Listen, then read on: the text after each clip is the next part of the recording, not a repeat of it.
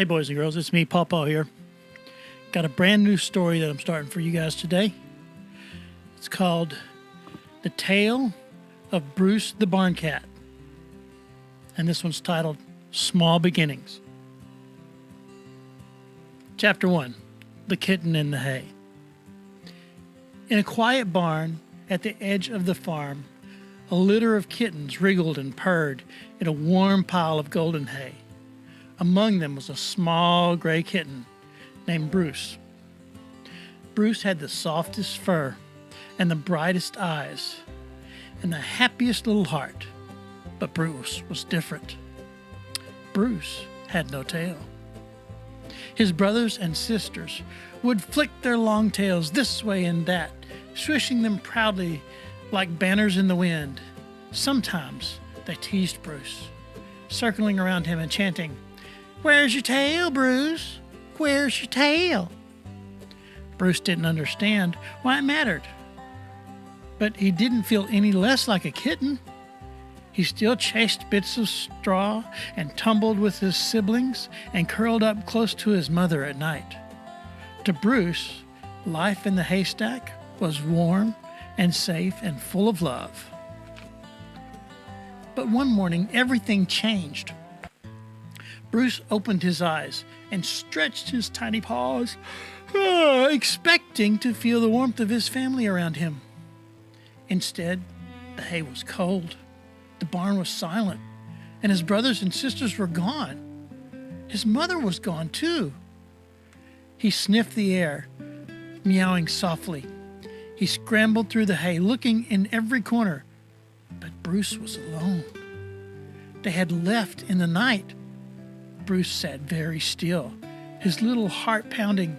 "Did they leave me because I have no tail?" he whispered to himself.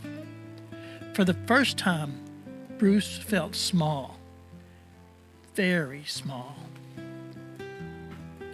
So Bruce stayed hidden in the barn.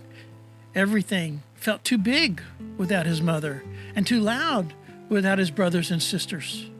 The tall ladders and the creaking boards, even the squeaks of the little mice made him jump. He curled up deep in the hay, trying to make himself as small as possible. The world was a scary place for a kitten all alone. That night, the storm rolled in. The sky crackled with thunder, shaking the barn walls. Rain blew hard through a broken window, splattering onto the floor. Lightning lit up the rafters, flashing white shadows that danced and leapt like ghosts. Bruce shivered. The hay was damp and his fur clung to him, and his belly ached with hunger. He tucked his head under his paws and cried a thin, lonely meow in the dark night. "Why did they have to leave me? Why am I all alone?" he whispered. Just then, the barn door creaked open, and Bruce's ears perked. A large shadow filled the doorway, and the little kitten's heart pounded. Was it a fox? Was it a coyote? Or maybe something even worse? Bruce crouched low, his tiny body trembling. But then, a shadow stepped into the lightning's glow, revealing not a monster, but a tall, kind figure. A cowboy. His hat dripped rain, and his boots thudded softly on the wood. His eyes looked warm and gentle beneath the brim.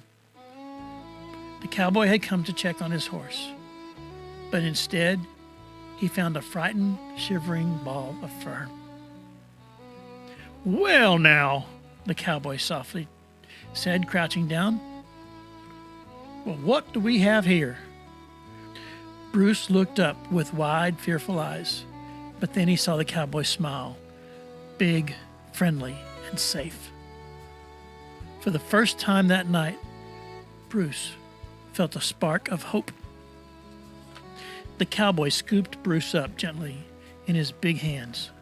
Bruce trembled at first, but then the cowboy tucked him inside his warm, dry jacket.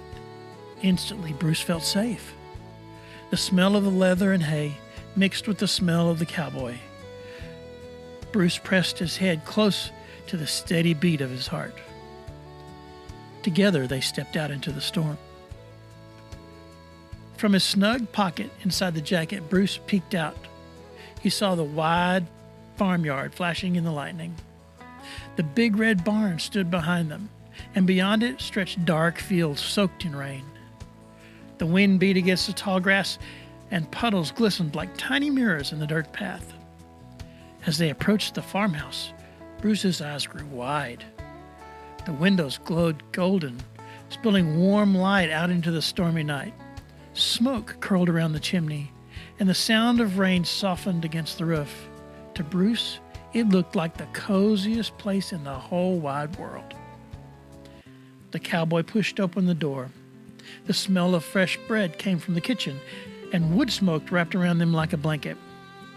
The cowboy called out to his wife, "Darling, come here and see what I found in the barn." His wife appeared, wiping her hands on her apron, but her eyes softened the moment she saw the tiny wet kitten peeking out of the cowboy's jacket. "Oh, poor little thing," she said, smiling. "He's so adorable." She scratched Bruce gently under his chin, and Bruce purred for the very first time since his family had left. Then her smile grew a bit serious. "When he gets older," she said, "he'll have to stay in the barn. If he's going to live here, he needs to earn his keep, just like everyone else. A barn cat catches mice and guards the grain." The cowboy nodded slowly. "Fair enough," he said. Bruce tilted his head. Earn my keep? Be a barn cat? He didn't know exactly what that meant, but it sounded important. The cowboy set Bruce down near the fire, where a little bowl of warm milk waited. Bruce lapped it up eagerly, his belly finally full. Then he padded back and climbed into the cowboy's lap, curling up into a ball of gray fluff. The fire crackled, the cowboy's chest rose and fell, and soon they were both fast asleep. As Bruce drifted off, one last thought filled his mind. I don't know what being a barn cat means yet, but I'm going to be the best one there ever was. I hope you guys enjoyed the first part of Bruce's story. Check back later, and we'll find out what happens to Bruce as he starts his life as a barn cat.